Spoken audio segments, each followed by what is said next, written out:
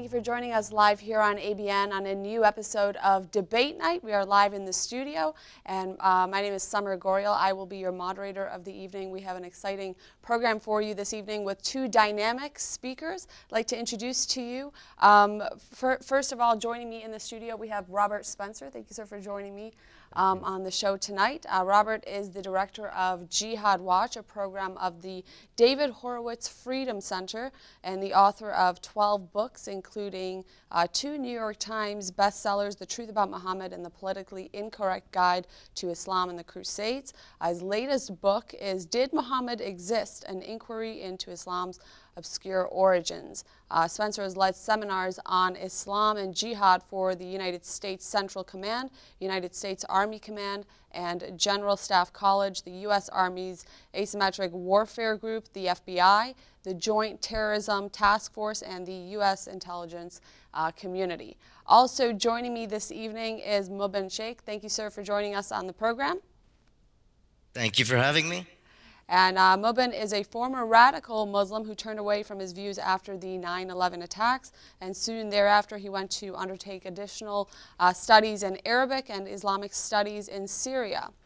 Upon his return in 2004, he became an undercover operator for domestic security intelligence in Canada and was the primary fact witness in the public prosecution of 11 aspiring terrorists. Since his work, he's obtained a master's degree in intelligence and counterterrorism and is now undertaking his PhD in psychology at the University of Liverpool. He currently teaches as a professor of public safety and police studies in Toronto, Canada. Thank you to you both for joining me on the program. Tonight's topic is a heated topic, and so we'll get right into it. The topic is the Quran teaches warfare against and subjugation of unbelievers. Again, the Quran teaches warfare against and subjugation of unbelievers. Of course, Robert will be arguing in the affirmative, and Mubin will be arguing in the negative. And just real quick, the structure of the show, we will have an opening statement from both speakers, two rebuttals, a crossfire, and then closing statements. And then at that time, we will open up the phone lines for the audience to call in and ask your questions and just provide us your comments on tonight's debate. And of course, as always, the studio line is open here at ABN, which is 248-416-1300, 248-416-1300. At this time, I will provide the first opening statement to Mubin. You have 7 minutes, Mubin, to provide the audience your opening statement, and you can start whenever you're ready. Okay, I'm ready now. I've started my own stopwatch, so thank you very much for having me. First of all, I begin in the name of the one God of Abraham, Moses, David, Jesus, Muhammad, peace be upon all the prophets, known and unknown. Secondly, thanks for the introduction for Robert as well. One of my aims has been to dismantle some of the false intelligence, bad intel that Robert's been giving the intelligence community in the U.S. I am, in fact, on my way to see one in next month. The FBI, Counterterrorism Division, etc. Basically, what's happened is this kind of narrative that Robert Spencer has been promoting has become very destructive and harmful for counterterrorism purposes. It is depicting an entire community as suspect and hostile. And it's easy to say that, well, most Muslims don't do this, but Islam teaches this. And the implication is that, well, most of us are not right Muslims. We should be blowing ourselves up. But let me just make it very easy, I think, for all of us in that Robert's argument will fall apart very easily as soon as a person can show even one verse in which the non-believers are not supposed to be attacked or harmed. If it's all about war and subjugation, my first question would be, please write this down, I'm expecting an answer. How is it even possible that the Quran talks about peace treaties if it's all about war and subjugation? Point number 2. You know, Robert really likes to quote chapter 9, verse 29, fight those who do not believe in Allah in the last day, and so on. And one of the things that Robert does a lot of the times is he takes verses out of their context. And I was amused to read some of the comments, Robert, on Jihad Watch. One of them was, the Muslim guy doing public safety, isn't that like the fox guarding the hen house? And I mean, what can I say? I love chicken. Um, but to associate being Muslim and there being some problem between the two, I really need to speak out against that. So if you look at chapter 9, and you can go right to the early verses. So chapter 9, verse 4, verse 6, 7, and 10, they will all talk about pagans who are violating their treaties. This is not about just fight everyone, no qualifiers, but it's referring to pagans who broke their treaties with the Muslims, because then you will see in verse 4, those pagans with whom you have entered into an alliance, and, important point, who have not subsequently failed you nor aided anyone against you, fulfill your engagements with them. So you see, it's not possible for Islam, for the Quran to teach wholesale fighting against anyone who's not Muslim just because they're not Muslim. To quote that verse, Robert, as Robert does, 929, over and over, as if by sheer repetition it becomes fact, you really have to look at the verses that come before it. This is what being in context means. So, as I just did, I showed you verse 4. You can read verse 5, verse 6. All of it is look at verse 6. If one amongst the pagans asks you for asylum, grant it to him, so that he may hear the word of Allah, and then escort him to where he can be secure. That is because they are men without knowledge. So it's showing you again that there's no instruction to just wholesale go out and just start killing people. I'll give you another verse from the Quran. Um, Do not let your hatred of a people cause you to be unjust to them. Rather, you must be just to everyone. This is why Allah said, "Be just; that is closer to piety." On that verse, do not let enmity between you and others cause you to be unjust in your dealings and rulings with them, such that you oppress them due to the enmity that is between you. So it's telling you you should not be doing this. And one of my favorite ones, Al-Qurtubi, he's a scholar who from the 12th century. He's giving an exegesis statement on this verse. And again, you're going to find, I know Robert does this. He'll quote some scholars from here, some scholars from there, and this is good. The problem is when you find other scholars saying other things. It's one thing to make the argument that Islam or the Quran teaches war and subjugation of non-believers, and there are no verses that speak of, qualifying statements or peace treaties or anything like that. So Al-Qurtubi, in regarding that verse, he says, this verse also proves that the disbelief of non-Muslims must not prevent us from being just to them, and it is not permissible for us to retaliate in the same manner, even if they kill our women and children and cause sorrow to befall us. It is not permissible for us to act likewise with the intention of making them feel grief and sorrow. So you see, and I'm on 5 minutes running up to 30 seconds. I've already shown you from chapter 9 itself. I haven't even gone into the other chapters because, I find it very strange that Robert maintains this argument when there are so many verses in the Quran which enjoin one towards peace, good conduct, righteousness. In fact, what is most ironic from this is Robert's argument that the Quran teaches war and subjugation of non Muslims because they're non Muslims is pretty much the same argument that Al Qaeda makes and other Islamically motivated terrorists. So and it's interesting because I actually used to subscribe to a lot of these views. So when Robert keeps perpetuating these ideas, I'm kind of reminded of myself when I was a little bit younger and didn't really look at the verses in their context, especially the verses that directly precede the verses that you're quoting. Um, Secondly, and I'm sure we'll get back to this. I'm running on 6.5 now. The history itself shows that Muslims did not just go around killing everyone wholesale. I'm going to quote to you the example of Umar, the Caliph Umar in Jerusalem. He sieged Jerusalem. They didn't attack and slaughter everyone in there.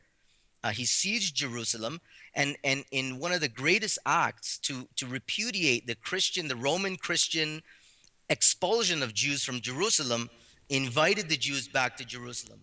We're run 10 minutes or 10 seconds. So you have the verses, you have the history. Go ahead. Thank you, Mubin. Robert, mic's all yours for your opening statement. Yes, thank you, Mubin, for your kind and gracious opening statement. Just a few of the numerous inaccuracies, distortions, and outright falsehoods in it are among them the first thing about the context. Let's go to the context. Let's look at the context. According to Asawi ibn Juzai and many others, this verse, 929, and maybe I should actually start with quoting 929 just so that everyone knows what exactly we're talking about. Fight against those who believe not in Allah, nor in the last day, nor forbid that which has been forbidden by Allah and His Messenger, and those who acknowledge not the religion of truth, even among the people of the book, until they pay the jizya with willing submission and feel themselves subdued. Now, according to these Islamic authorities, and I invite you to give me others that contradict this, they say this ayat was revealed when the Messenger of Allah was commanded to fight the Byzantines. When it was sent down, the Messenger of Allah prepared for the expedition to Tabuk, which of course became the whole setting for the revelation of chapter 9 of the Quran, which was the last major chapter to be revealed with serious doctrinal content. Now, in 929, we find, in chapter 9 in general, we find, of course, the notorious verse of the sword, slay the unbelievers wherever you find them, and we find this verse about fighting even the people of the book, that is primarily Jews and Christians, until they submit as inferiors to the rule of the Muslims. Now, as far as the context goes, you were saying that there ought to be some recognition given about the language about peace treaties in the first part of the chapter.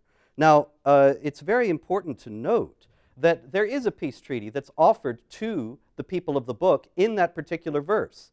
If they pay the jizya with willing submission and feel themselves subdued, then there's peace with the Muslims. But that means that they submit to the dhimma, to the contract of protection, which was institutionalized discrimination against non-Muslims, against the Jews and Christians, forbidding them to build new houses of worship or repair old ones, to have authority over Muslims. They had to pay this special tax that the Muslims did not have to pay, and so on. Now, that, according to Islamic law, is justice. So when Qurtubi says that even their disbelief doesn't prevent our being just to them, there is nothing in Qurtubi, and I challenge you to quote it if it's there, but it isn't, that Qurtubi does not say, don't fight them, don't make them pay the jizya, don't make them submit. As a matter of fact, he says just the opposite. But as far as Qurtubi is concerned, that's justice.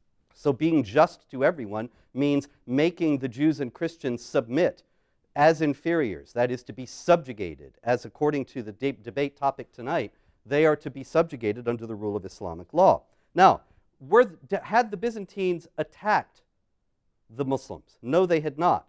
Muhammad moved, according to Islamic tradition, against the Byzantine garrison at Tabuk entirely unprovoked. And were the people there pagans? No, they were Christians. They were Christians of the Byzantine Empire. So when we look actually at the historical context of the passage, we find that it actually is calling for an attack that was completely unprovoked. So when you say that the attack was only when we only fight when we're attacked and we only fight against the pagans, that's actually not at all so in connection with this verse.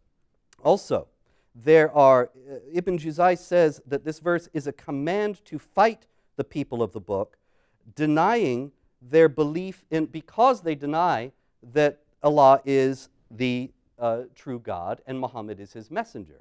And so the fight is because they do not believe. That is the reason for it. The subjugation then follows. The Tafsir al-Jalalain says that when chapter 9, verse 29 specifies that Muslims must fight against those who follow not the religion of truth, it means that Muslims must fight against those who do not follow Islam, which is firm and abrogates other religions. And Ibn Kathir says that this is because the non-Muslims were in bad faith and they have to be made to feel their bad faith. They have to be made to feel the sting of the punishment of Allah because of their rejection of Allah and Muhammad and Islam by being subjugated under these various laws. As-Sawi specifies that the payment of the jizya signifies that non-Muslims are humble and obedient to the judgments of Islam. As-Suyuti says that the jizya is not taken from someone in a state of hardship, although many times in many places it was. And sometimes the people of the book, when they had to pay this tax, were subject to various humiliations, were slapped, were spat upon, and so on, because they had to feel themselves subdued in accord with the command of the Quran. Ibn Kathir says that the dhimmis must be disgraced, humiliated, and belittled. Therefore, Muslims are not allowed to honor the people of the dhimma or elevate them above Muslims, for they are miserable, disgraced, and humiliated. Now, there are many, many other Quran commentators and Islamic scholars who say this kind of thing. You predicted that I would quote them, and I will go on quoting them. But the problem is that the fact that there are others who might say otherwise does not mitigate the fact that Muslims are actually acting upon these verses all around the world today. It's obvious. Now, you say, well, you're just endorsing the extremist view. No, I'm reporting on the fact that what you call the extremist view is frighteningly mainstream, and that Christians are being persecuted in Nigeria, in Egypt, in Pakistan, in Iraq, in Indonesia, in Malaysia, and elsewhere because of Muslims understanding this passage and chapter 9 in general, and the Quran in general, and Muhammad saying, I have been commanded to fight until against people until they acknowledge that there is no God but Allah and that I am His messenger. Muslims are acting upon these understandings. So it's all very well to say that, well, there are alternative views, but what would really be the response of someone who actually endorsed the alternative views and did not agree with the idea that non-Muslims ought to be waged war against and subjugated as inferiors, humiliated and disgraced under the rule of Islamic law, and denied basic rights? It would seem that it would be far more important to be talking to the Muslims who believe these things and trying to convince them that their understanding of Islam is wrong, rather than your opening statement was full of attacks on me as if I originated these things. Well, you know as well as I do, Muslims aren't listening to me. Muslims are listening to the authorities that I quoted and many others like them. And the unfortunate fact is that nowhere in the Islamic world is there a mosque or an Islamic school or any Muslim organization in the United States or Canada or Europe that has any kind of program to teach that the understanding of Islam held by Al-Qaeda and held by these people that you call extremists and blame me for reporting on their activities, nowhere is there a program showing that that understanding of Islam is wrong. And yet young Muslims are falling prey to it left and right, and falling prey to it all over the world. This is a scandal and a horror of unimaginable proportions. And the difficulty that you have is that you're going against an understanding of Islam that is very mainstream. I'm out of time? You are out of Okay, time. I have thanks. to turn the mic back over. Mubin, it is all yours now for your first rebuttal. Go right ahead.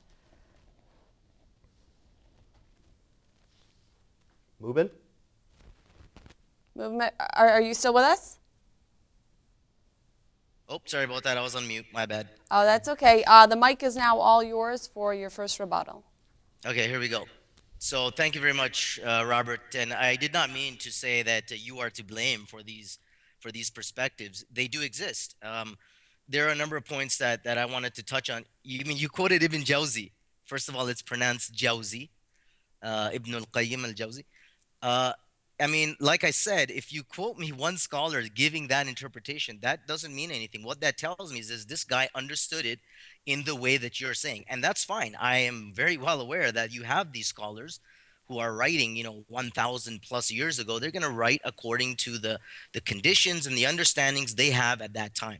So you quoted Ibn Jawzi saying one thing. I mean, I started off quoting Al-Qurtubi saying the exact same thing. You asked, where do you find somebody saying this? And I quoted specifically, this proves that the disbelief of non-Muslims must not prevent us from being unjust to them. Okay, so that's one thing. And you talked about dhimmi discrimination. I'll get to that because the issue of dhimmi is a larger issue. I just wanted to stick to the verses, really. Muslims are acting according to those understandings you were saying. Now, I mean, you're right. Those Muslims who act according to those understandings are who? Are terrorists, Al-Qaeda type especially. And this is why we have Muslims who are refuting this and saying, no, this is not the correct Islam. And I cannot believe that you just made that statement There is no organization that has a program in which these views are being denounced or showing people that these views are. I cannot believe you made that statement, because there are many, many organizations in not only the US, not only the UK, but in Canada. In fact, you can actually do a quick Google search. If you were to do Toronto Mosque Detox, it'll show up an article. It'll bring up an article that my father is involved with the mosque that he runs in directly combating these false interpretations. So the idea that there are no organizations doing these programs, I'm going to say that you just haven't looked hard enough, and that if any have shown themselves to at least suggest that they're doing so, you will shut them down. In fact, I saw on the Twitter feed my Jihad. We had Muslims who were coming on there to say that, listen, terrorism is not my Jihad. We're trying to differentiate between, ethics of war, just war, because, we're not pacifists, to differentiate between just war and terrorism. We say this terrorism, extremism is one thing, but what happened is some of your followers, or whatever they are, your fans, they hijacked the hashtag. So it shows you that even if Muslims are trying to do so, there are elements that will try to shut us down and then say, look, the Muslims aren't saying anything. So this is completely false. Returning to Muslims, or sorry, is mainstream. You're saying this view has become mainstream. Listen, I have a hat behind me. It says NYPD. I got that hat from Mitch Silber, the former head of the NYPD Intelligence Analysis Unit. And after all their spying, casting a wide net, how many plots did they uncover? Zero. So when you say that it's mainstream, I expect to see a lot more cases of extremism, violent extremism, using these verses as justification. But in fact, you don't find that. The same thing with the FBI, and there are a number of differences of opinion. Some say, look, there are all these plots. Others say, look, well, there are all these plots, but the large reason why these plots came to the knowledge of the FBI is because of Muslims themselves. So to try to separate Muslim involvement from counterterrorism is a very dangerous thing, I would say, because it alienates and isolates everyone else, the larger Muslim community. If you want to convince them to help you, it doesn't help to castigate all of them. So when you say this is a mainstream view that Muslims have, this is again completely false. This is proven false by the intelligence community itself. So that's another point. So 2 points which I'm really surprised that you made. One was this mainstream statement, and the other is that there is no organization that has a program denouncing violent extremism. I'm running on 4.5. I think I have 6 minutes. Just on dhimmi discrimination, you talk Your about. rebuttal. Yeah, just on dhimmi discrimination, it is true that if you look at hundreds of years ago, the conditions, we would see them as discriminatory. They are certainly not at the level, or human rights, even human rights development, only began to arrive at the place it has arrived. I mean, I can look in Canada itself, in the And U.S. Mubin, I'm Oh, sorry to cut you off. okay, The rebuttal is actually 5 minutes, but we'll come back okay, to no you problem. for second rebuttal. Okie Mike's all yours. Okay. Actually, you said that you had produced a scholar who said something different. Actually, you didn't. And you did not address my point. I pointed out that Qurtubi only said that Muslims should give justice to the non-Muslims. But I pointed out that the concept of justice in Islamic law encompasses the Sharia understanding that the dhimmis are to be subjugated in accord with the Quran. And so for Qurtubi to say that we have to be just means we have to enforce Islamic law. There is nothing in Qurtubi, and I challenge you again to produce it and quote it, that says that that Muslims should not fight against and subjugate non-Muslims. As a matter of fact, he says just the opposite. And as far as the organizations that are fighting against this understanding of jihad, it's really it's comical to me that you would name the My Jihad campaign, which is run by a Hamas-linked Muslim Brotherhood front group, the Council on American Islamic Relations, that has resisted every counterterror effort that has ever been proposed or implemented anywhere in the United States, and has undertaken a large-scale effort to get Muslims not to cooperate with the FBI. You mentioned Twitter. Go on. I don't know if you follow Zahra Bilou of CARE San Francisco, but she's routinely tweeting out that Muslims should not talk to police, not talk to law enforcement. Why? What have you got to hide?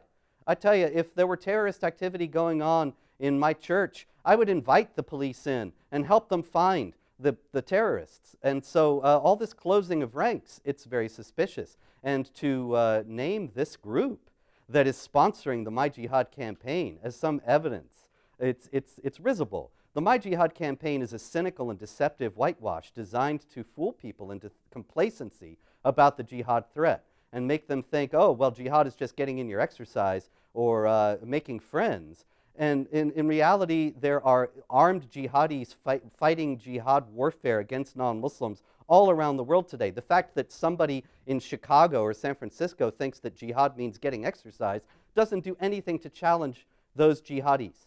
It only is directed toward non-Muslims. If CARE really wants to fight against the understanding of jihad that Muslims all too often hold that involves violence and subjugation, then let them run their ads in Cairo or Riyadh or Baghdad or Kabul. But in Chicago and San Francisco, come on. And in any case, it is unfortunately a mainstream idea. The fact that nothing was found in New York at a particular time and place establishes nothing. New York is the greatest city on earth indeed, but it is not the whole earth. And there are armed jihadis in every continent, and they are waging violent jihad against non-Muslims in the places I enumerated before: Nigeria, Egypt, Pakistan, Indonesia, and elsewhere. And so it is, unfortunately, quite mainstream. You said, well, these are 1,000-year-old authorities. I have authorities, I don't know if I have time, but I will quote from all the schools of Sunni Muslim jurisprudence, the Maliki, Hanafi, Hanbali, and Shafi'i, and they all say these things. And you could say, well, these are old authorities. Okay, find me new ones where those schools of jurisprudence teach something other than this. Ibn Khaldun, who was a Maliki jurist, he said, in the Muslim community, the holy war is a religious duty because of the universalism of the Muslim mission and the obligation to convert everybody to Islam either by persuasion or by force. Ibn Taymiyyah was a Hanbali jurist, and he said, since lawful warfare is essentially jihad, and since its aim is that the religion is God's entirely and God's word is uppermost, therefore, according to all Muslims, those who stand in the way of this aim must be fought, and so on and so on. But there was one other point that you made before we go on, and I can quote more and will. But you said that the dhimmi was also something, the dhimma is something of the past. It's not. The Egyptian Copts just recently were threatened with the reimposition of the dhimma and the reimposition of this institutionalized system of discrimination, subjugation, and harassment. And they took that very seriously, such that an Egyptian Coptic leader responded to the Salafis who were saying this in Egypt by saying, we will resist to the point of martyrdom.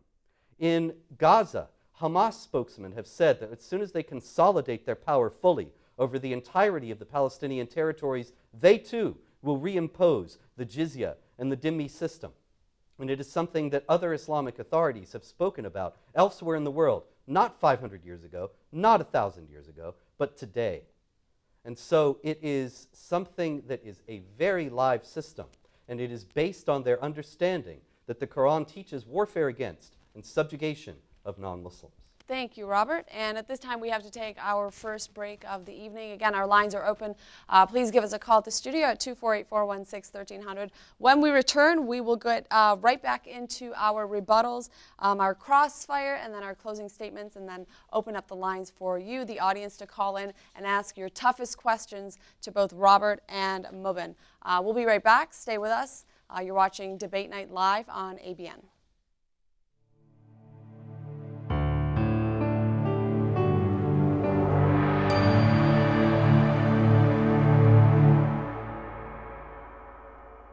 Hello, this is Sam Shamoun from the Jesus or Muhammad Show, one half of the team with David Wood. I'm here exhorting my brothers and sisters in the Lord Jesus Christ who've been blessed by the programs at ABN, especially by the Jesus or Muhammad Show, to consider and prayerfully consider to partner with us financially because, as you know, ABN is a viewer-supported satellite station.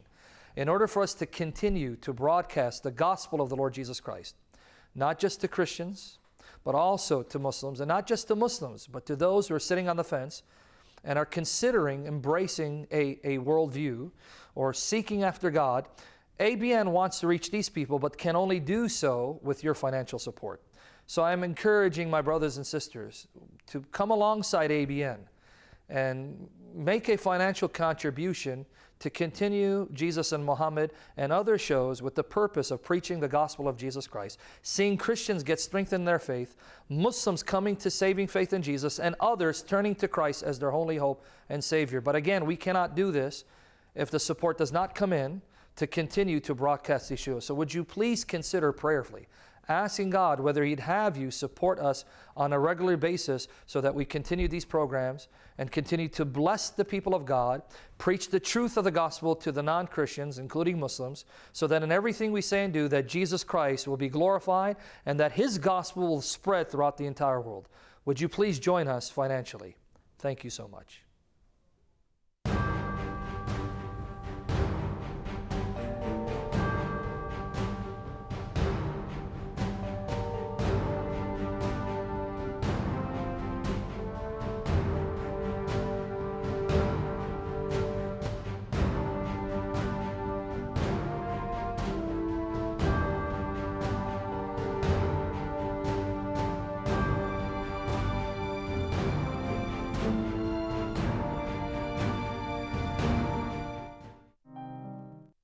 Welcome back to ABN Live on Debate Night. Our topic this evening is the Quran teaches warfare against and subjugation of unbelievers. Arguing in the affirmative, we have Robert Spencer, and arguing in the negative, we have Mubin Sheikh. Thank you again for joining us both on the show, and we will get right into our second rebuttal. Mubin, the mic's all yours, and you have 5 minutes whenever you're ready. Ready, go. Okay, so we need to come back to the verses on jihad. One thing that is not disagreed upon, or there's no difference of opinion, is the first verse that was revealed regarding jihad, and that's chapter 22, verse 39. And it says, to those against whom war is made, permission is given to fight, because they are wronged. And verily Allah is most powerful for their aid. They are those who have been expelled from their homes in defiance of right, for no cause except that they say our Lord is Allah. And again, we're talking about the context of pagans and otherwise hostile forces to the early nascent Muslim community. And it's talking about those people who were fighting you, evicting you from your homes. And I'll quote another verse, chapter 60, verse 8. 60, verse 8.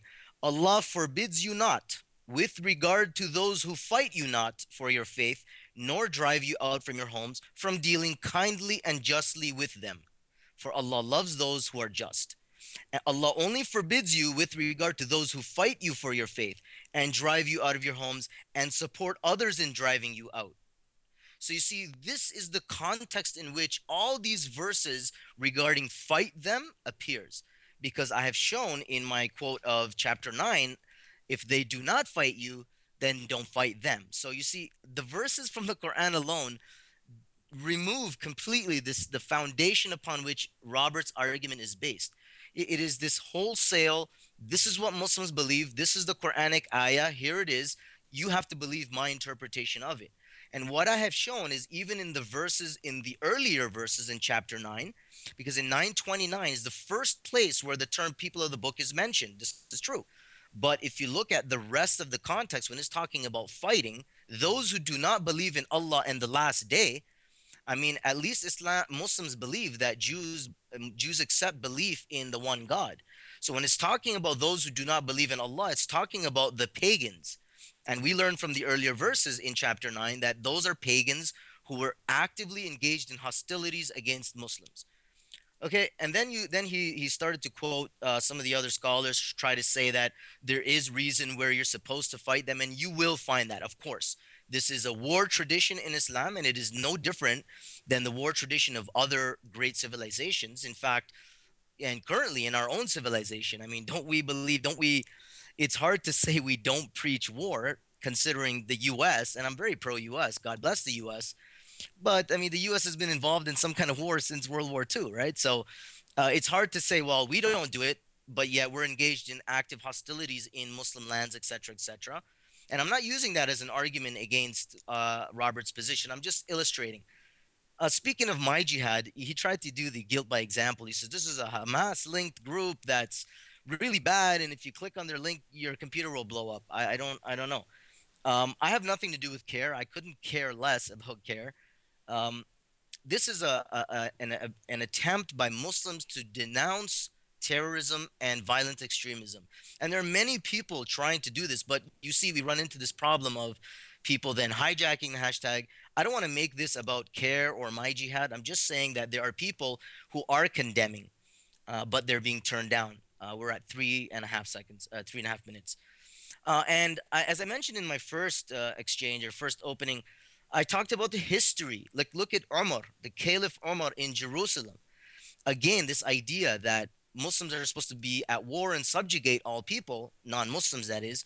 How do you explain that Umar, Caliph Umar, sieged Jerusalem, did not destroy it, did not take over with violence and brutality, invited the Jews back to Jerusalem after the Christians had exiled them, refused to pray in the Christian churches lest people made the claim that, look, Umar made the claim upon this church. If it was about war and subjugation, how could that even happen? So again, I'm on 4.5. I'm going to reiterate again. I read the verses from chapter 9, chapter 60, other verses, which directly refute the idea that you have to fight them because they're non-believers. Nay, you fight them when they are fighting you. That's it. Thank you. Thank you, Mubin. Well, Robert? Here again, don't believe me. Let's go to the Islamic authorities. Al-Azhar University in Cairo is the foremost institution in Sunni Islam. It was praised right after 9/11 by the New York Times as a beacon of Islamic moderation. And I have here a legal manual, Umdat as-Salik, Reliance of the Traveler, which is certified by Al-Azhar. I have here, it says here, we certify that the above-mentioned translation, that is the one I've got here, corresponds to the Arabic original and conforms to the practice and faith of the Orthodox Sunni community. Conforms to the practice and faith of the Orthodox Sunni community. Now, Mubin, you've just been speaking a great deal about defensive jihad and claimed that there is no offensive jihad. Certainly there is defensive jihad. There is the command in 2239 and 68 in the Quran to fight against those who have attacked or supposedly attacked the Muslims. But there is also offensive jihad, as this manual certified by Al-Azhar as conforming to the practice and faith of the Orthodox Sunni community. It says that the Muslims have the responsibility to make war upon Jews, Christians, and Zoroastrians, provided they first invited them to enter Islam in faith and practice. And if they will not, then invited them to enter the social order of Islam by paying the non-Muslim poll tax, the jizya, which is while remaining in their ancestral religions, until they become Muslim, or else pay the non-Muslim poll tax. And then they quote 929 in support of this idea. And so we have Al-Azhar University certifying a manual of Islamic law from the Shafi'i school that tells Muslims to wage war against Jews, Christians, and Zoroastrians until they convert to Islam or submit and pay this tax and submit to dhimitude. And it's solely on the basis of their being non-Muslim. There is nothing in here about doing this only if the non-Muslims attack you. This is pure offensive jihad. We also have Ibn Kathir on the celebrated verse of tolerance, there's no compulsion in religion. And Ibn Kathir says this, that there is no compulsion in religion, means do not force anyone to embrace Islam, because it is clear and its proofs and evidences are manifest. That sounds great. But then it goes on to say, this verse is abrogated by the verse of fighting. You should be called to fight against a people given to great warfare, then you shall fight them or they shall surrender. Allah also says, O Prophet, strive hard, jahada, against the disbelievers and the hypocrites, and be harsh against them. That's At-Tawbah chapter 9, verse 73. And fight the disbelievers who are close to you, let them find harshness in you. Ibn Kathir goes on to explain, all people of the world should be called to Islam. If any one of them refuses to do so, or refuses to pay the jizya, they should be fought till they are killed. Now, see that? It's all the people of the world are called to Islam, and if they refuse to become Muslim, they are fought till they pay the jizya or they are killed. Nothing about defending yourself against them. This is pure offensive warfare. Now, as far as making an analogy between this and the wars that the United States has fought, I was never a supporter of the ridiculous and self-defeating adventures in Iraq and Afghanistan, but the reality is that the United States has not been fighting aggressive wars of conquest, contrary to leftist hysteria. There is no American colony in the Middle East that is placed there with the U.S. flag and about to become the 51st state. There is absolutely no connection, no analogy between that and this aggressive war of conquest that Islam mandates in the Quran and that many, many Muslim authorities are saying ought to be fought. Maududi, Maulana Maududi, the Pakistani jihad theorist and politician of the 20th century, he said the purpose for which the Muslims are required to fight is to put an end to the rule of the unbelievers so that the latter are unable to rule over people. The authority to rule should only be vested in those who follow the true faith, that is, Islam. And so, in other words, the non-Muslims have no right to rule. He actually said this in another place. Non-Muslims have absolutely no right to seize the reins of power in any part of God's earth, nor to direct the collective affairs of human beings. And if they do, Muslims have the obligation to fight them. So, in other words, the Muslims must always seek to rule over the non-Muslims, to subjugate them. To say here again that CARE is fighting against this and denouncing it is completely false. They're just changing the subject. They're saying that jihad is really just romping through the daisies or playing skip rope with your daughter. But they are not saying anything about the jihad violence that is being fought in the name of Islam all over the world. They're not even addressing that. And so it's all very well that Zahra Balloo might think that jihad is making cookies, but that doesn't stop the violent jihadis. And that is the great problem before us. Thank you, Robert. Mubin, I will turn it over to you for a 3-minute crossfire whenever you're ready. Sure. Okay, fire. Romping through the daisies. I like that one. Just quickly with my jihad and CARE, again, I have no ties to them. I really couldn't care less about them. I'm sure they don't have very high views of me anyway. But what I do appreciate is the attempt to differentiate between jihad and terrorism. And this is something that is necessary and is being done. Now, what you did is, you see, you again quoted some scholars, and Umdatus Salik is a work of the Shafi'i school. Now, I know many Shafis, and they study Umdatus Salik. In fact, under Nuhamim Keller, who probably that's the English version that you have, these people are Sufis. They certainly don't understand the verse as you have suggested.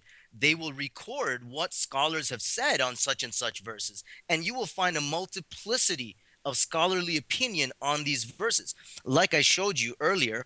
And you're right, I wasn't quoting Qurtubi, I was quoting Tabari, in fact, or actually I was quoting Qurtubi when I said Qurtubi regarding do not let the hatred between you and others cause you to be unjust in your dealings. Qurtubi says this verse also proves that the disbelief of non-Muslims must not prevent us from being just to them. Now you're suggesting that, well, just in this case refers to jizya and dhimma, and this is not stated here in this verse. In fact, if you look at as it goes on, it is not permissible for us to retaliate in the same manner, even if they kill our women and children and cause sorrow to befall us. So he's talking about the concept of fighting in war. That's what he's talking about, being just. Do not transgress the bounds of fighting. Then you, okay, I'm not going to talk about offensive wars, and it's funny about no U.S. colonies. While it's true that no U.S. flag directly flies over their embassies, I mean, this is what grand strategy is all about, right? I'm very much into Western influence into the Muslim world, the good things that the Western society has. But to say that this kind of expeditionary enterprise does not exist is not true. What we see today in our context today is lesser than it was 1,000 some odd years ago. You will see these things of slaves and dhimmis. You can't build a church. You can't build a church too high. You will find these things. But we're talking about today and now, and people today and now, especially those who study Umdatus Salik, they don't then say, aha, now we must go and declare jihad and force jizya out of the Christians and Jews. They don't do this. And those people who are out fighting, they don't quote Umdatu Salik and others, they quote, they base their aggression on grievances, not necessarily Quranic verses, you see. This is a very important thing to understand. It's not always about citing verses and doing it because of that. They fight you because they perceive you are fighting them. Thank you, Mubin. Your time's actually just about up. We'll turn it back over to Robert for a 3-minute crossfire. Okay, you actually said that you quoted scholars saying the contrary. You still haven't. Not even one. You keep quoting this one line about how we should do justice, which just means implement Sharia. If you can find me some place where he directly contradicts these Sharia provisions, which present themselves as justice, then I'll accept your point. But you still haven't done it. As far as the forbidding the building of churches, it's bitterly ironic what you're saying in light of the fact that the building of churches is indeed impeded, and violently so, today, now. In Egypt, Christians try to build a church and Muslim mob shows up and burns it down. That happened like last week, and it's happened more than once in recent months. And even in Turkey, which is supposed to be so westernized and secular, or at least it used to be, it's extraordinarily difficult for Christians to get a permit to build a church because of the lingering influence of the Sharia provision that non-Muslims are forbidden to build new houses of worship. And of course, all the jihadis quote grievances. That's because defensive jihad is the order of the day until the caliphate is restored, because only the caliph is authorized to wage offensive jihad. But what I'm arguing tonight, what I'm showing from the Islamic sources, from an abundance of Islamic sources, is that offensive jihad is an element of Islamic theology, and this is why they want to restore the caliphate, so that offensive jihad can then be waged again. But until then, they have to retail all these grievances to justify their jihads, because all jihad technically is defensive today, but this is not a matter of theological reform. It's just a matter of the condition of the Islamic world and the fact that there is no caliph today. And so the problem with what you're saying is that you haven't backed any of it up. That whether it was Qurtubi or Tabari who said that we have to do justice. Justice in Islam, and I would ask you to contradict this if you dare, is equated with Sharia. And you quote this, you say, well, they're Sufis, and Sufis understand this differently. Well, let's go to the leading Sufi, one of the greatest Muslims who ever lived, Al-Ghazali, the founding figure, the towering figure of Sufism. He said this: one must go on jihad at least once a year. One may use a catapult against the non-Muslims when they're in a fortress, even if among them are women and children. One may set fire to them or drown them. So that contradicts what you were saying about the women and children. If a person of the Ahl al-Kitab, the people of the book, is enslaved, his marriage is immediately revoked. One may cut down their trees. One may destroy their useless books. Jihadists may take his booty, whatever they decide.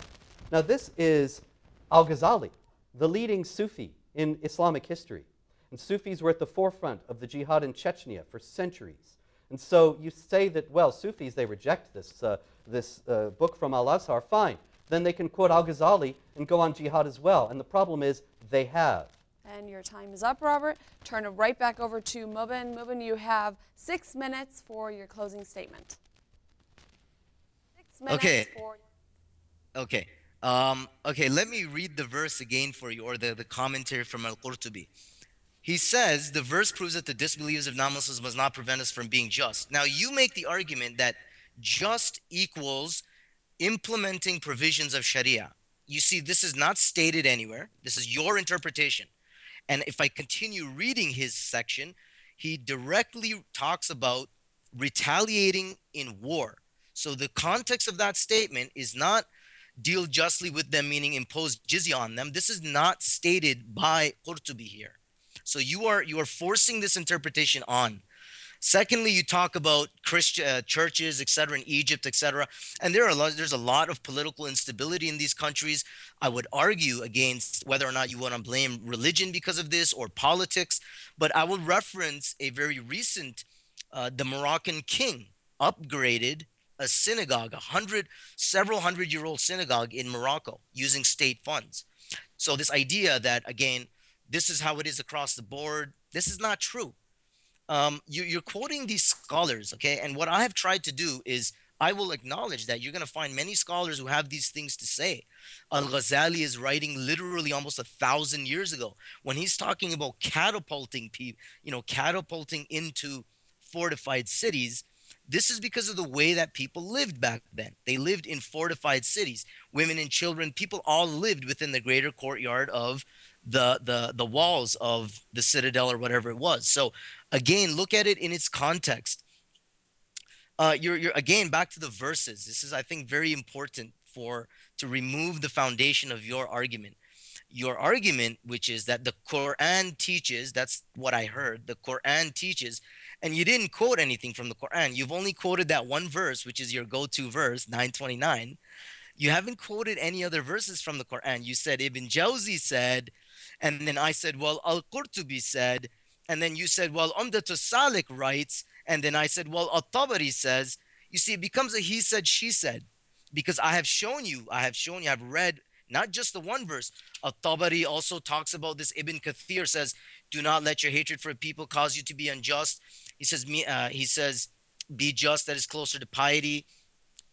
So, if one says one thing and another one says another thing, all that proves is that there's a difference of opinion over those verses. What there is not a difference of opinion of is the content of the Quran itself. That's why I came to the verses, specifically chapter 9. So I think that we can, I don't like to use the phrase kill two birds with one stone. I don't believe in killing birds with stones, not one, let alone two, but showing the verses from 1 to 4 to 6 to 7, showing that there are mitigating factors. The fact, and I hope you don't deny this, because we can read the verses again if you need. The fact that there are mitigating factors, specifically if they fight you, if you're in a peace treaty with them, don't fight them. That proves that the Quran cannot teach war and subjugation against people just because they're non-believers. I gave historical examples. The Christians of Najran that came to the Prophet, peace be upon him, the Prophet invited them into the mosque to pray. If it was about war and subjugation, how could he have even extended this to them?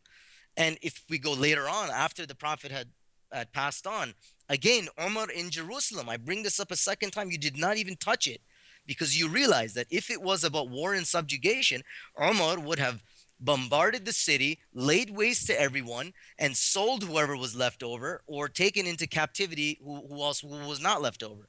But in fact, he did none of those things. So it's fine what you think Ibn Jawzi said and what Umdatus Salik says, but I go with what the Quran says primarily because it's what the Quran teaches. I went with what the Quran said. I went with the actual historical example by the Caliph, who I am pretty sure understands the Quran and its message better than Ibn Jawzi, Al-Shafi'i, and writings like Umdatus Salik. So again, the verses themselves show mitigating factors, and the fact that there are mitigating factors proves unequivocally, I would say, that Islam does not call for war and subjugation just because they don't believe. Read the verses again if you have to. Chapter 9, verse 1 onwards. Thank you. Thank you, Mubin. Robert, closing Thank you. statement. Yeah, a funny thing, Mubin. You were saying without any support at all, it's just your bare assertion that Qurtubi has a different understanding of justice from what is the content of Islamic law. And I thought, well, that's really remarkable that a pious Muslim would depart from Islamic law and not equate it with justice. And so I just happened to be looking at this book that is certified by Al-Azhar that we've been talking about, Umdatus Salik, and it's actually the chapter in which the instructions about jihad warfare against unbelievers and their subjugation as dhimmis is called justice. And so obviously Al-Azhar thinks that justice means warfare against and subjugation of unbelievers. They don't have any problem with it. I hope you will take up this error with them and show them the error of their ways. You're wrong that I only quoted 929. I actually also quoted 9.5, 973, and 9.123. And let's go to some more. I have here 839. Fight them until there is no more fitna, that is disbelief, polytheism, unrest, whatever. And the religion is all for Allah. Now that is the context of the peace treaty. When the religion is all for Allah, when the non-Muslims have been either converted to Islam or subjugated, then of course you don't fight them. And that's what happens, what is being discussed at these verses you so love, the beginning of chapter 9. It's funny how you keep saying 9, 1 through 4, and 6 and 7. Because 5, of course, says, slay the unbelievers wherever you find them, unless they become Muslim, submit to the regular prayers, and pay the poll tax, pay the alms tax, and so on. And you mentioned the Christians of Najran and how generous Muhammad was to them. Where are they? Where are their descendants now? Is there a thriving Christian community in Najran today? Why, no, there isn't. Golly, what happened to those people? Do you think maybe they were waged war against and forcibly converted to Islam, or subjugated as dhimmis until the misery of dhimmitude made it such that they converted simply to have a chance to have a decent life? I think that is what happened to them. And what happened to them was that is what happened to them, and it was in accord with the teachings of the Quran and the teachings of Islamic law that flow from the Quran. Also, as far as Umar goes, Umar, when he went to Jerusalem, you're saying if he had meant to subjugate the non-Muslims there, then he wouldn't have been so nice. Well, actually, he wasn't.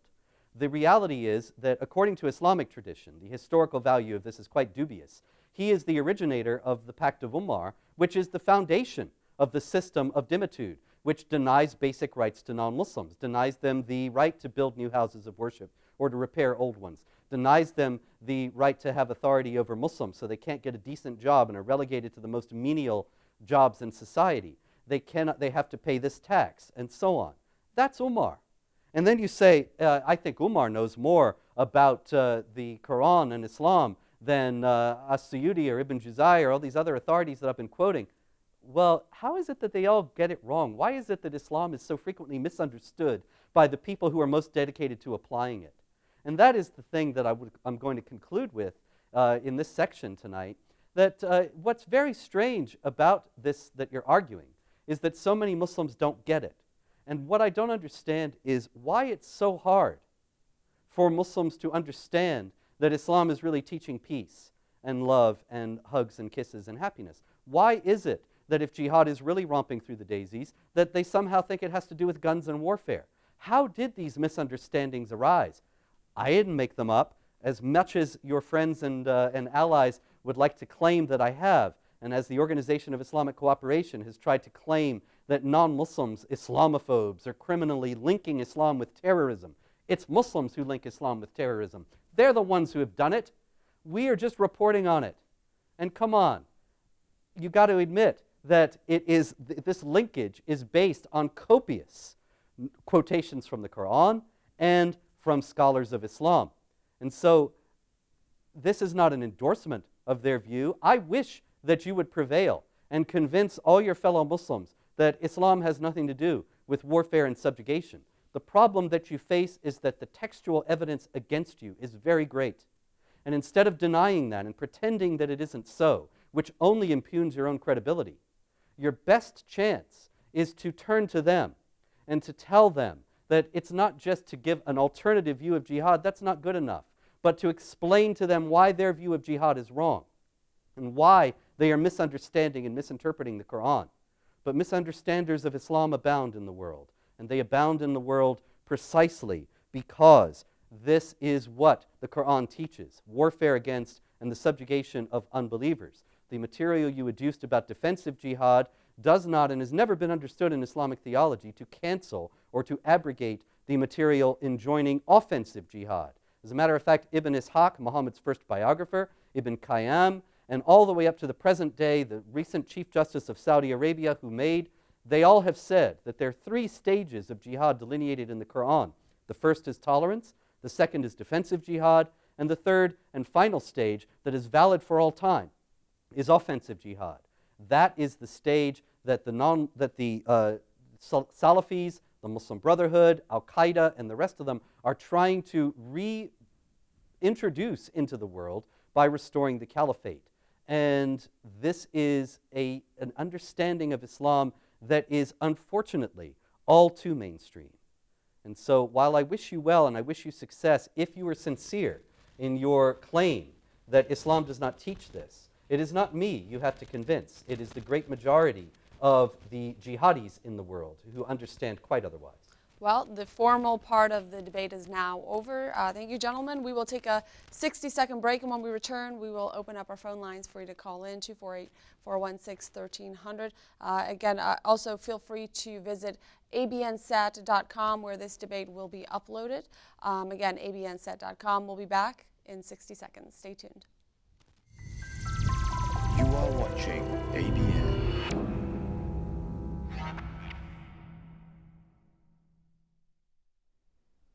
Hi, this is David Wood from Jesus or Muhammad.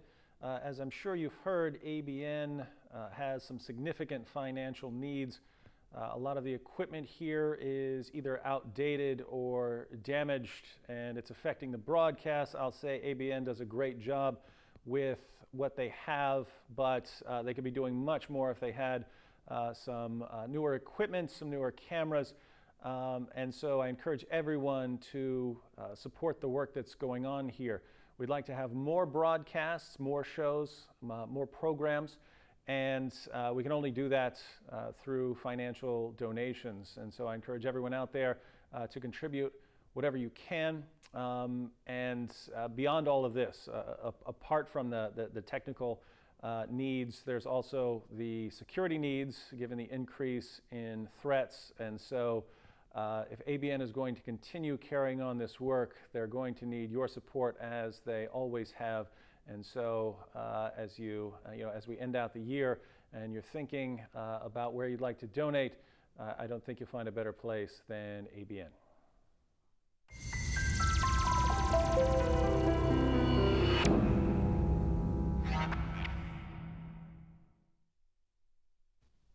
Welcome back to Debate Night Live on ABN. At this time, we will open up the calls for the viewers to call in, share your comments, and ask your questions to both of our debaters. Our first caller with us right now, we have Osama. Welcome to the show, Osama. What's your question for us? Well, actually, I have a few statements I would like to share with you guys quickly. Number one, our dear Muslim friend here, he needs a lot of help because he learned Arabic in a couple of years. He needs another 20 years to know Islam before he talk about Islam. When you talk about this contradiction among Muslim scholars, Robert Spencer is quoting you one and you quoting another verse, two different interpretations to two different verses in the Quran. I can give you the same contradiction in one verse of the Quran, chapter 47 and verse 35. You know what Allah said? Do not be weak and do not call for peace when you have the upper hand. So Muslims do not have upper hand like yourself, can betray the American and act like a nice guy to America and can work for FBI. But the time will come, when the right time will come, when Muslim in America have the upper hand. You yourself, who are helping the FBI today to have victory over the terrorists, you yourself will be a terrorist. Muslims call for peace when they do not have the upper hand. So I can show you many verses in the Quran where you see different interpretations of verses. When Muslims have upper hand, they're not loving and peaceful. When Muslims do not have the upper hand, they're loving and peaceful. And literally, you talk about Omar and Jerusalem, as you were there and you saw what Omar did to the Christian and to the Jews of Jerusalem. You have no clue. Read the Pact of Omar to know what Omar did to my home country, Egypt. What Omar did to the Christian and the Jew of Jerusalem. Yes, indeed. He actually built them homes with a lot of garden around to make sure they come back. That's really, you guys are just full of hogwash Islam. Now, Osama, before you go on to your next point, let's give both speakers an opportunity to Summer. I have a question for my friend here. Just a quick one. I'm not going to go any far away. Right ahead. I want him to tell me, what does this statement say in English? I'm going to give him a word in Arabic, and I want him to read to me what it says in English. قال أبو عبيدة كل آية فيها فرق للقتال فهي مكية منسوخة بالقتال. Because he's been quoting Al-Qurtubi, and I'm glad he believes in Al-Qurtubi. Here's what Al-Qurtubi said about Abu Ubaidah. كل آية فيها فرق للقتال فهي مكية منسوخة بالقتال. Now, can he tell me exactly what this Arabic said? And if not, I would like to translate it to him right now. Go ahead, sister. Okay. Thank you, Osama. Mubin, the mic's all yours. Yeah, Osama, calm down a bit. He's talking about different interpretations, and all this shows is that there is a difference of opinion. I mean, if you have not studied Islam, maybe you won't know this, but there is a lot of difference of opinion in Islam. There are four schools of law, and when Robert is talking about Umdatus Salik, Umdatus Salik says this. Therefore, Al Azhar is endorsing the war and subjugation of believers. Umdatus Salik is one of many works by the Shafi'i school of law, and it is done in English. And so Al Azhar said, yes, this is a faithful translation. So I don't see how it's an endorsement of Al Azhar policy. Just on the topic of different interpretations, when you're gonna give me talking about Abu Ubaidah and people who are writing from the times in which war is ongoing, you will find them speaking in a way in which it's clear war is their context. And this is the entire argument. When people are fighting them, they will refer to the other, they will quote their scriptures in a way that validates their particular context. So to show me that Abu Ubaidah is talking about jihad and how every verse has a portion associated to jihad, this is not really making the argument, because what you need to show is that, your average everyday Muslim is, secretly planning. I love this. You're working for the FBI, and one day you're going to turn on them and become a terrorist. I mean, if you look for a boogeyman everywhere, you're going to see him everywhere. Thanks. Robert, any comments? Yeah, Mubin, there you go again with this reductionism of my argument. What I said was plain. This video will be available. People will be able to watch it and check what you're saying. So it's probably not a good idea to so brazenly misrepresent what I say just a few minutes after I say it. You said in the first place that I only quoted this Shafi'i manual from Al-Azhar. Actually, I quoted Maliki and Hanbali authorities as well. I have Hanafi authorities here also. You say that it's just one interpretation of many, and yet you still have not adduced a single quotation, not even one, to show that that Muslims should not wage war against and subjugate unbelievers. Just to say they should work for justice is not enough, because it is common in Islam to equate justice with Islamic law, which mandates this warfare against and subjugation of unbelievers. Where is this association? Excuse me, I never interrupted you. Excuse me. My apologies. You say that that this Umdat as-Salik is one of many Shafi'i books. Fine, produce another. Give us a quote. Show us even one that says Muslims must not wage war against and subjugate unbelievers. Could we just have even one? Can I give it? Let's actually move on, because we have a lot of calls coming in. If we have some time at the end, I'll give you both an opportunity to re-comment. But right now we have Adrian, I believe, on air with us. Welcome to the program. Hello, good evening. My question or comment is for Mubin, and the way I understood your main point is that the majority of the Muslims believe understand the Quran as being a message of love and not war, and that's contrary to the over 20,000 deadly terrorist attacks that have been done all over the world since 9/11, and a lot of your arguments stemmed from the point of view that because one scholar doesn't agree or a couple of scholars don't agree on this side, therefore we can't make any generalized kind of statements. Well, this kind of reasoning reminds me of like the medieval arguments of how many angels can sit on the head of the pin. But if we look at the actual physical effects of what Islam and of what the Quran has brought about in the present day world, all the persecutions of the Christians in Egypt, in Somalia, in Malaysia, in many countries where Islam is the main religion, where are the Muslim organizations condemning this? Where are the Muslim organizations trying to say no? The Quran is incorrect, and I understand that you really can't do that, because when you're squirming right and left, trying to justify it and trying to change the topic, you can't criticize the Quran because you ultimately believe that it's the infallible word of Allah. The Christians Christian religion underwent a reformation. Islam has never undergone a reformation. It has never undergone an honest look at itself at these verses that are there without trying to, weasel out of what's really stated there. Because if it does, it'll cease to be Islam. Okay, thank you, sir, for your comment. Mubin, mic's all yours. Yeah. If we can keep the responses brief because the calls are coming in. Yep, got it. First of all, I don't justify anything. I condemn unequivocally persecution and oppression of Christians. The Prophet, peace be upon him, said that the dhimmi who is persecuted, he will find that I am the prosecutor on the day of judgment. So I don't justify any of that oppression. Secondly, I want to make a quick point.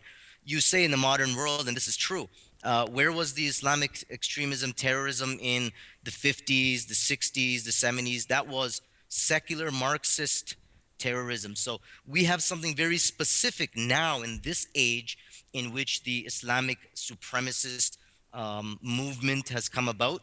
And I'm going to say to you that if Islam was about war and subjugation, well, there would have been war and subjugation going on all throughout history, but that's not the case. There's something very specific about this time.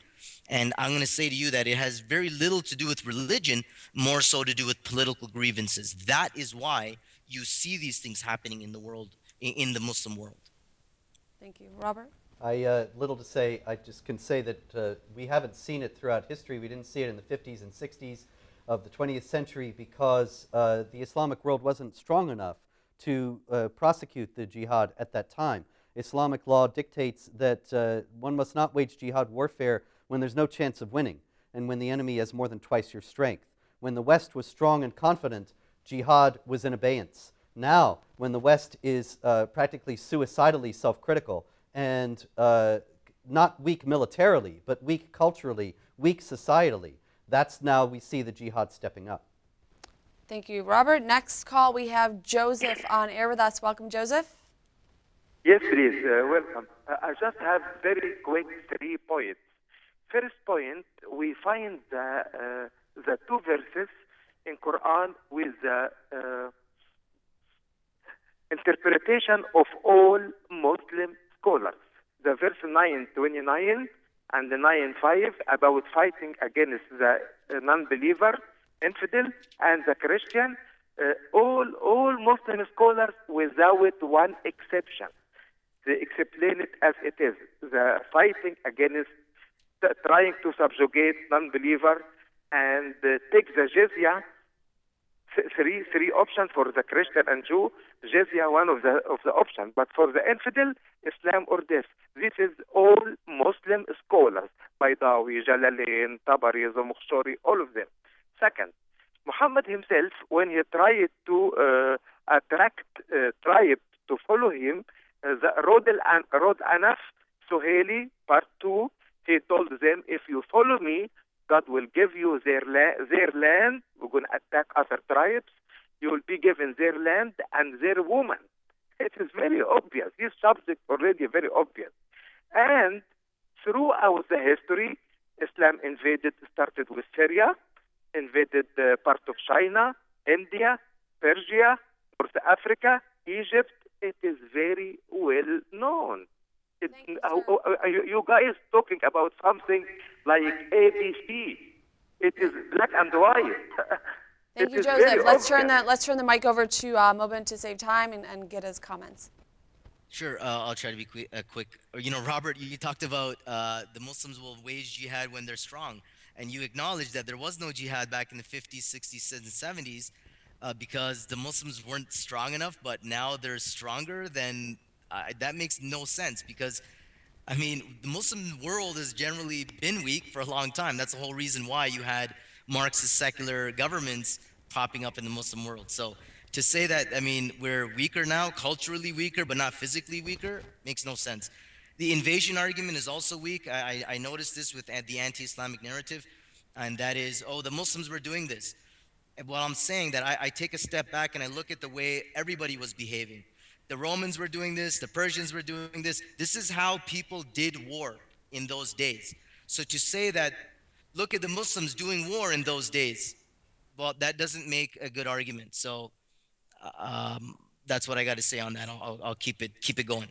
This is how people did war in those days, But it is only the Islamic community that is doing war that way now. And that's the problem. And really, otherwise, just go on because I know we have a lot more callers. I'll deal with the rest later. Okay, and we can come back if we have a few minutes towards the end for you both. But right now we have Kevin on air with us. Welcome to the show, Kevin. Hello, how you doing? Good. What's your question for us? This is a question to the Sheikh. I'm sure you understand the necessity for, I think it's called nask or abrogation. You mentioned a Surah 68 about being tolerant towards non-Muslims.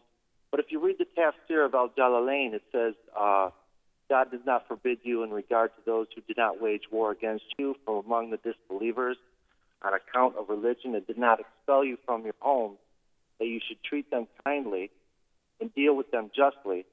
And it says this was revealed before the command to struggle against them. Assuredly, God loves the just. So I believe 68 was abrogated, and the Quran is not in order of revelation. I believe Surah 9 is the second from last revealed. So I'm not sure how you would reconcile that in your argument. Also, if the goal is in Islam, according to Sahih Muslim 59:17, Muhammad pressed Ali on to fight them, and Ali asked in a loud voice, he said, why am I fighting these people? And the Prophet said, fight them until they bear testimony to the fact that there is no God but Allah, and Muhammad is his messenger. So I was wondering if you could respond to that. Thank you, sir. Go right ahead, Mubin. Yeah, I would have to look at Jalalain's tafsir again to see where he says that this is abrogated, and that's fine. I mean, there's a long discussion on abrogation, nasikh wa mansukh, in the Islamic sources. I'm not going to get into that. Some people say, well, you know, they're making these arguments to try to make sense of the verses. That's beyond the purpose of our debate here. Directly to your question, how do you deal with that? I have the Quran in front of me. I deal with the context, the whole context of the Quran. So when I see multiple verses, nobody makes the argument that all the verses regarding peaceful conduct, your peace treaties, dealing justly with people with whom you've made peace treaties, nobody says those verses are abrogated. So the general idea that you deal justly with those who deal justly with you still remains. And the other part of the argument is you deal harshly with those who deal harshly with you. So I'm not going to make the argument that Islam is a pacifist religion. There is definitely a component of offensive, aggressive action. This is normal. This is normal in all the great war traditions, if you will. So just on that, on the abrogation point, and I think you mentioned 59:17, Sahih Muslim. You're going to find many verses, many statements, one saying to Ali, and I have another one you can say, I'll give you one. I can quote one from Ali that said, look, don't fight the Abyssinians. Don't fight the Turks. So you can see that belief alone is not sufficient for waging jihad. Oh, sure. There's the whole idea of the takfir and declaring Muslims to be hypocrites or unbelievers and thus fighting against them as well. Certainly, jihad is not restricted to warfare against unbelievers. It's also warfare against Muslims who believe differently. Dealing justly and peace treaties, here again, you're going back to the same thing without ever having established that justice in Islam is not Islamic law, which is warfare, which mandates warfare against and subjugation of unbelievers, and that the peace treaty in regard to the non-Muslims is the dhimma, the pact of protection, which mandates their denial of basic rights. And so we come back again. The Quran teaches warfare against and subjugation of unbelievers. Dealing justly is in 839. Fight against them until there's no more fitna and the religion is all for Allah. That is not abrogated. That is not canceled. That is not mitigated by verses that say deal justly with people or have peace treaties with them. This is the one that 839 that is understood in mainstream Islamic theology. All the schools of Sunni jurisprudence teach that this is the verse that takes precedence, that verses like it take precedence over ones according to the principle of abrogation as established by Quran chapter 2 verse 106, that is the final stage of jihad, to wage war against and subjugate the unbelievers. And as one of the earlier callers said, the Muslims, when they are weak, are tolerant. I wanted to save this for the end, but I've got to say it, I think, if there's time, that, you said that to say that we're culturally weaker now than we were in the 50s makes no sense. If only that were true. But the whole idea that resisting jihad and resisting Islamic supremacism is some kind of racism or bigotry or hatred, which is what I'm routinely charged with, is an indication that we no longer have the will to fight against this, but we are up against a very martial and determined foe. Why don't we take our next call of the evening? We have Omar on air with us. Welcome to the show, Omar. Hi, how are you? Good, thank you. What's your question for us? I have a question for you guests that I want to know if you can tell me how do you justify the killing of innocent Palestinians in Palestine and the killing of innocent Afghani in Afghanistan? And in another comment, if you can please invite a scholar from Islam, which is Dr. Zakir Naik or Yusuf Hastas to your program, then he will answer for all that you guests or any other people that have a question about Islam. They can answer you very well. Thank you. I'd be very happy to debate Dr. Zakir Naik. Most Islamic supremacist spokesmen run from debate with me because obviously they know what I'm saying is true and they fear being exposed. I commend Mubin Sheikh for having the courage to debate me tonight, and I'd be happy to debate Zakir Naik if it could be arranged. As far as killing innocent Palestinians and Afghans, I've never justified such a thing, and such a thing could never be justified. And I hope that you are directing your ire against Hamas in Gaza, which is putting innocent Palestinians in harm's way by deliberately launching jihad attacks against Israelis from civilian areas, placing rocket launchers in school playgrounds and in residential areas so that they will draw retaliatory fire that they can use for propaganda purposes. That is a heinous crime, and I hope that you denounce it. Mubin, any comments on your end? Yeah, I mean, I don't know. I think I know what he was saying, but I don't support Zakir Naik. I don't like Robert said. Of course, there's no justification for killing innocent people, whether in the name of politics or freedom or religion or whatever it is. Right? Right. Thank you. We'll take our next call. We have Joseph on air with us. Welcome to the show, Joseph. Good evening. Good evening. I will talk with Sheikh. Sheikh, verse number 5 from Surah Tawbah. وإذا انسلخ الأشهر الحرم وقاتلها. I will read it in Arabic because I have 4 things I'll tell you. I read in Arabic, you know what I say. This verse, all the Imam of Muslims said, this verse did cancel all the verses who talk about love and peace. 124 verses counsel in this verse. Number 2, verse number 29, Surah Tawbah, قاتلوا الذين آمنوا. Why you are liar? قاتلوا, if you translate it in Arabic, it means kill. If you say it fight, that means تعاركوا, تشاجروا. Don't be liar. Number 3, verse number 60, Surah Al-Anfal. وَأَعِدُّوا لَهُمْ مَا اسْتَطَعْتُم مِّن قُوَّةٍ وَمِن رِبَاطِ الْخَيْلِ. Muhammad said to Muslims, take weapons and horses for fight. Verse number 65 from Surah Al-Anfal. يا أيها النبي حرض المؤمنين على القتال. Hey Prophet, teach your mu'mineen to fight, to kill. And I will tell you about Umar, that he is a good guy.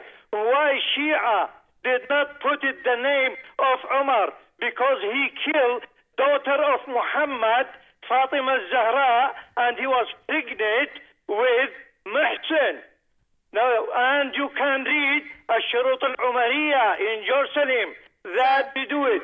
And Thank you, sir. Let's give, because we're running out of time. Yeah. Let's give Mubin an opportunity. Calm it down a bit there, sir. Okay, he's talking about verses in which the Muslims are encouraged to fight. And you will find them because there are many instances where the Muslims were being fought against. And so whoever was fighting them, they were to be fought in reciprocation. That's the whole theme. Those verses that you see, Robert's been trying to kind of run around and say, oh, the verse on justice says it's about imposing Sharia on it, and just one verse. I mean, there are many, many places where if you look at an index and look up justice, you'll find many, many verses, and they do not, maybe one or two you can relate it to the immediate context, but there are so many others that give a general reference to being just in your dealings with other people, in your covenants, and this is exactly what people did. So I that's all I'm really going to can't say about believe those that you were verses. trying to separate justice from Sharia as a believing Muslim. I find that amazing, and I hope that Okay, some of your Robert, co-religionists don't get wind of what you're Robert, saying there, Robert, because before they you might encourage, they might take umbrage. Why don't we take our final call of the evening, and then I'll give you both an opportunity to provide any final comments that you have. Right now we have Curtis on air with us. Welcome to the show, Curtis. Hi, it's actually Chris. Oh, Chris. Welcome, Chris. And I was actually invited by Mubin on Twitter earlier today to come get some. And then we started talking about a RAV4. But basically, I want to ask a couple questions here. I'm reading a great book, and it's not one of yours, Robert. It's actually by Alan Dershowitz, even though, Robert, you have many great books. It's called The Case for Israel. And I've learned many things reading this book, such as, Palestinians weren't even considered Muslim by other Muslim countries until Israel became a nation. Like, in fact, in the 1800s, the Jews actually outnumbered the Muslims in that country. So we're actually running out of time. Did you have a particular question that you can ask to both of our speakers this evening? Yes. Basically, I want to bring up the Armenian genocide because Mubin challenged Robert to come up with other times where Muslims were slaughtering people. And then Sahih Bukhari, 04:52-176, the day of resurrection will not arrive until the Muslims make war against the Jews, blah, blah, blah, blah, blah. Basically, the very holy book, the Quran, and its teachings are very racist. And how can he say Islam is peace if their very teachings and their leaders say we must kill all the Jews? Okay. Thank you, Chris. Mubin, I will hand the mic to you. Just take about 60 seconds to answer this, and then just provide the audience any final comments that you have. The day shall not arrive until there's a fight with the Jews and Christians. I interpret that, me and many others, that this refers to an end-time prophecy. Personally, I believe we're living in those days where Judaism, Christianity, and Islam will become the three major players that determine the future of the world, really. And it will be, this is the gnashing of the teeth, the brother against brother. So I'll just make the statement on that. And just to close, if I may, look, again, Robert keeps trying to make the argument that I haven't said this and I haven't said that. I've quoted many verses, and he will only come back to that particular verse and its use of just. But I don't just look at that verse regarding just, being just. There are dozens of places, literally, in the Quran where the term for justice is used. So the general idea of justice, meaning being fair to other people one-on-one or as groups, still remains. What you're trying to do, Robert, is force a very particular understanding onto that verse and to say, anytime the word just is used, that's what it should mean. And that is not the case. If any of you actually go and read the verses, not just the ones that are quoted, but the ones before and after, so you can get a context, you will see that whenever there's mention of fighting and conflict, it is almost always in relation to those people who are fighting you. Second point, just on the aggressive jihad or the expansive jihad. Again, this is a normal concept in human civilization. We ourselves in the West, we have an aggressive Western construct. This is why there are aircraft carriers waiting outside of countries. It is a show of force. It is a show of force. So this is something that all nations do. I mean, I'm sure the U.S. would like to rule the world, and for all intents and purposes, it does. But the idea that Muslims can't do that, or if Muslims did that at some point, that's proof of them being really, really bad and out to subjugate everyone. This is again proven false by the simple fact that in many places, Jews, Robert said earlier on that the dhimmis were given low jobs and they weren't allowed to make a decent living for themselves. Robert, this is very easily verifiable. The historians have talked about many Jewish personages who had high status jobs. Salah ad-Din, the great general against the evil We're going to have to turn the crusaders. mic back over to Robert for some final comments. You have about 60 seconds, and we have to end the show. Yeah, Mubin, there was a Jew who was named Vizier of Granada in 1066, and the Muslims were so enraged the Jew was holding authority over them that they carried out a pogrom and killed 4,000 Jews because they knew that this was against Islamic law. As far as, once again, you're just not being honest about what I've said. And people will be able to watch the videotape. I've actually quoted 839, 95, 929, 973, and 9123, and refuted your interpretations of 22, 39, and 68. And there are plenty of other Quran verses that we could bring to bear had we more time. And also, as far as you're going back and acting like these things are matters of history, in Pakistan, the colloquial term for Christians is street sweepers because they only hold the most menial jobs in the society because of the restrictions of dhimmitude. The idea that the Quran teaches warfare against and subjugation of unbelievers is unfortunately all too common in Islam. And I challenge you to do something about it instead of demonizing those who are. Thank you. Thank you, Robert. Thank you, Mubin, for joining us on the program. Thank you, Robert, and thank you to our audience for tuning in to another live episode of Debate Night. Again, feel free to give us a call at the studio if you have any questions or comments at 248-416-1300. This program will be uplinked on abnset.com and also jihadwatch.org. For more information, just give us a call at the studio. Until next time, we hope you have a great night.